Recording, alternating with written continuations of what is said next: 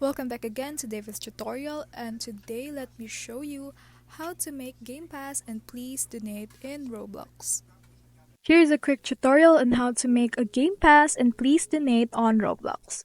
So what you should need to do is go to roblox.com, then press create on your top screen, which is right here. Under experiences, hover over one on your own and click manage experiences. On the left side, you can click passes, then hit create a pass. Upload an image and give it a name and click preview, then verify upload. Once uploaded, click the new pass, go to sales, toggle item for sale on, and set the price with your Robux desired price. Now go back to please donate, claim a stand, and your game pass will automatically appear.